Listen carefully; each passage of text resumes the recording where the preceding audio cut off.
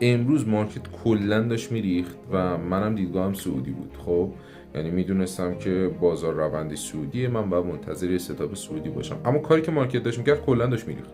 حالا من اینجا دو تا انتخاب دارم، یا اینکه بیام بگم حالا ولش کن فعلا داره میریزه دیگه، من باشه سلی بگیرم یه چیزی در بیارم، یا اینکه وایسم بگم که ببین وای میسم تا ستاپ بلند مدتمو بده یا ستاپ سعودیمو بده و طبق اون ورود بکنم. چرا تفاوت تو اینجا چیه؟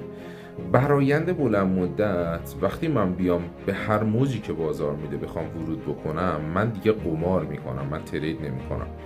و کار یه تریدر اینه که طبق ستاپش، طبق روند بازار، طبق ستاپ مشخصش وارد معامله بشه و فقط کارش اینه که اون ستاپ رو اجرا بکنه. تموم شد و رفت.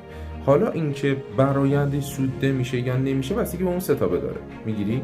یعنی کار من به عنوان تریدر اجرای درست ستاپم، نه پول در آوردن. پول در آوردن آیده فرعی اجرای درست ستاپت میشه.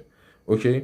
پس اینو تو گوشه ذهنت داشته باش و سعی کن فقط ستاپتو درست انجام بدی. اگر یه موقع بازار به تو موقعیت نده چیکار میکنی؟ دست نگه میداری، وارد ترید نمیشی. چون درسته ممکنه یه بار سود کنی، دو بار سود کنی، اما این عادتی که خارج از ترید معامله کردن باعث میشه که بدتر تو برایندت بلند مدت به ضرردهی برسه. چون یه موقعی هست بازار به تو ستاپ نمیده، بازار داره الک میکنه تریدرهای تازه رو، هی بازی در میاره، هی بازی در میاره، هی بازی در میاره. اونایی که صبر ندارن وارد میشن، ضرر میکنن، نابود میشن و بازار میمونه آدمای صبور و اون موقع چی شروع میکنه؟ پول دادن. پس سعی کن تو دست آدمای صبور قرار بگیری و بلند مدت تو این بازی بمونی.